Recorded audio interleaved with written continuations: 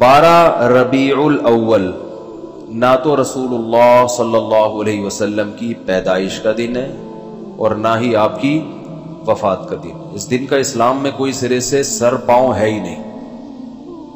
سمجھ رہے ہیں؟ کچھ بھی نہیں ہے. یہ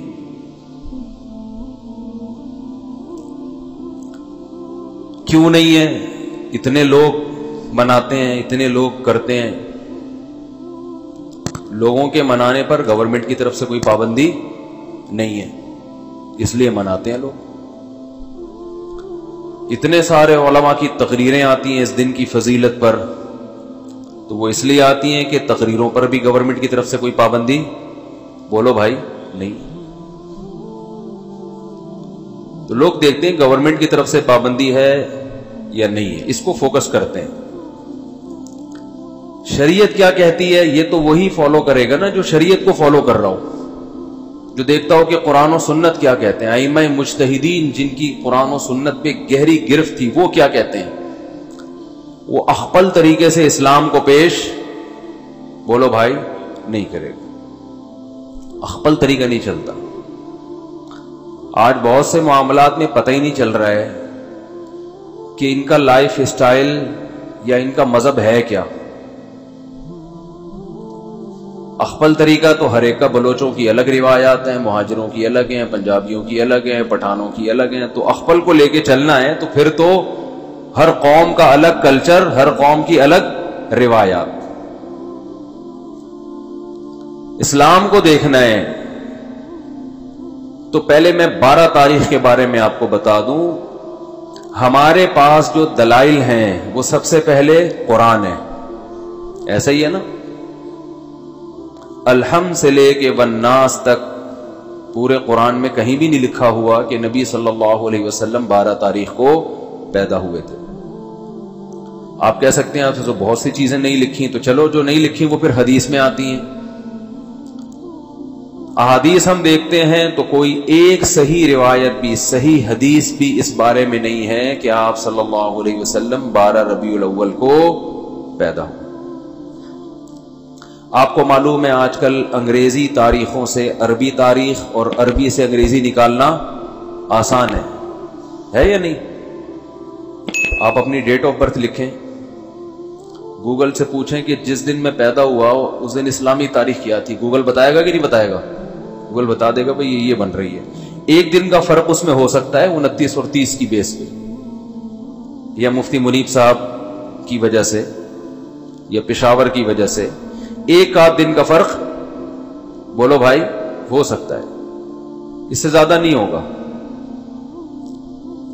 اتنی بات پر پوری امت کا اجماع ہے، صحیح احادیث سے ثابت ہے کہ آپ صلی اللہ علیہ وسلم ربیع الاول میں پیدا ہوئے اور پیر کے دن پیدا ہوئے. اب میں ریاضی کی کیلکولیشن میں جاؤں گا تو بہت لمبا ٹائم ہو جائے گا، تو ریاضی دان سے پوچھ لیں آپ. تو جس سال آپ صلی اللہ علیہ وسلم کی پیدائش ہوئی وہ آپ کی وفات سے 63 سال پہلے تھا. راجح قول کے مطابق 63 سال کی عمر میں آپ صلی اللہ علیہ وسلم کا انتقال ہوا. اور اس سے پچھلے سال آپ نے جو حج کیا وہ حج جمعے کا دن تھا، تو جمعے کے دن 9 ذی الحجہ. اور اس سے اگلے سال آپ صلی اللہ علیہ وسلم کی وفات ہوئی ربیع الاول میں. تو کیلکولیشن کرنا آسان ہو گیا کہ نہیں ہو گیا؟ تو کیلکولیٹ کر کے دیکھیں گے اور 62 سال پیچھے جائیں گے تو کیلکولیشن کے حساب سے 12 تاریخ پیر کے دن بولو بھائی نہیں بیٹھ رہی. لیکن چلو کوئی ریاضی دان کھینچ تان کے کچھ 62 کو 63 کر دے، 63 کو 64 کر دے، کچھ کر آ کے چلو فرض کر لو کہ بھئی امکان تھا.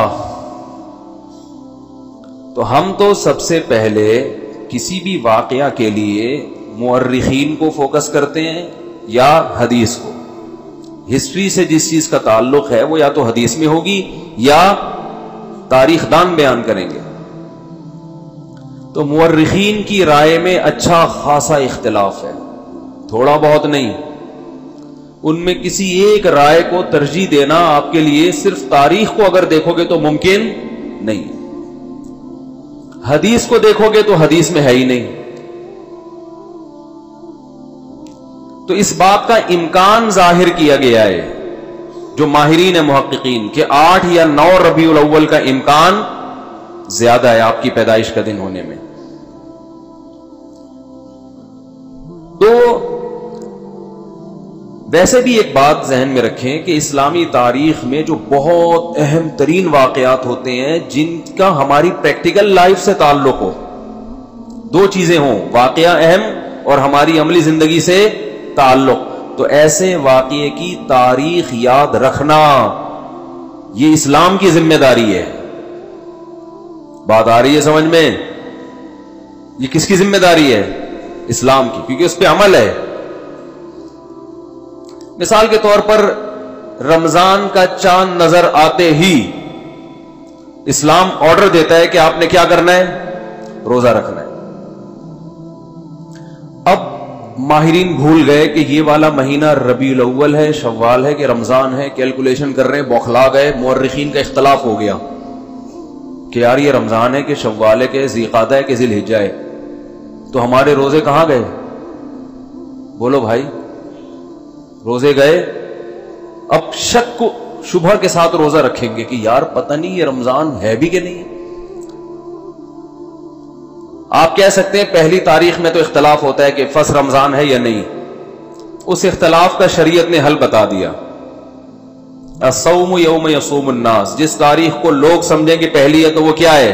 پہلی ہے. جس تاریخ کو لوگ سمجھیں کہ پہلی نہیں ہے تو وہ کیا ہے؟ وہ نہیں ہے. اور حکومت کو کا فیصلہ کیا بنا دیا اس میں؟ معتبر. اس کو یوم شک کہا جاتا ہے جس میں انسان کو تردد ہو، تو گورنمنٹ کو یہ اختیار حاصل ہے کہ وہ فیصلہ کر دے. لیکن رمضان ہی مشکوک ہو جائے کہ پتہ نہیں ہے کہ نہیں، یہ الزام کس پہ جائے گا؟ اسلام پہ، معاذ اللہ پہ، کہ اللہ نے رمضان کے روزے تو فرض کر دیے لیکن رمضان کی اللہ نے حفاظت نہیں کی. تاریخیں گول مول ہو گئی ہیں، گڑبڑ ہو گئی ہیں. آپس میں اتنے فرقے بن گئے کہ ان فرقوں کی وجہ سے اب تاریخ کا ہی نہیں پتا چلتا کہ یہ رمضان ہے یا شوال ہے. بیچ میں اتنے فرقے پیدا ہو گئے. تو اللہ نے وہ تمام چیزیں جن کا انسان کی پریکٹیکل لائف سے تعلق ہے ان کی تاریخوں کی حفاظت کس کے ذمے ہے؟ اللہ کے ذمے ہے. وہ کبھی دائیں بائیں نہیں ہو سکتے کیونکہ پوری امت نے ایک دن رمضان یعنی رمضان کے مہینے میں روزے رکھنے ہیں نا. پتہ چلا جی ان کا رمضان کوئی اور ہے، ہمارا رمضان کوئی اور ہے، اور ہم کنفیوز ہو گئے اصل رمضان کون سا ہے. تو یہ حفاظت کون کرتا ہے؟ حج ذی الحجہ میں ہوتا ہے. تو ذی الحجہ جب آتا ہے تو ہمیں پوری امت کا اجماع ہے کہ ذی الحجہ جب آئے گا تو واقعی وہ ذی الحجہ ہی ہوگا، کیونکہ اس کے تواتر کے ساتھ اس کی حفاظت کی گئی ہے. اس میں اختلاف نہیں پیدا ہونے دیا اللہ نے. جیسے قرآن میں اختلاف نہیں ہے، پوری امت کا قرآن ایک ہے یا نہیں ہے؟ گرین کیا وائٹ کیا، زور سے آمین، آہستہ آمین، جتنا بھی لبرل ہوگا بولے گا قرآن یہی ہے. کیونکہ اسی میں اختلاف ڈل جاتا تو پھر ایک عامی آدمی کہتا ہے اللہ مجھے کیا پتا چلے گا کہ تو نے قرآن میں نظر کی حفاظت کا حکم دیا یا نظر اٹھانے کا، کیونکہ اس کے پاس جو قرآن ہے اس میں کچھ اور لکھا ہوا ہے، ادھر کچھ اور لکھا ہوا ہے، پتہ ہی نہیں چلتا. تو پھر یہ اسلام میں ایک فالٹ ہونے کی علامت ہوتی معاذ اللہ کہ یہ فالٹ کس کا ہے؟ بولو بھائی معاذ اللہ، یہ پھر اسلام کا فالٹ ہوتا، اس کو پتہ ہی نہیں ہے. عید الفطر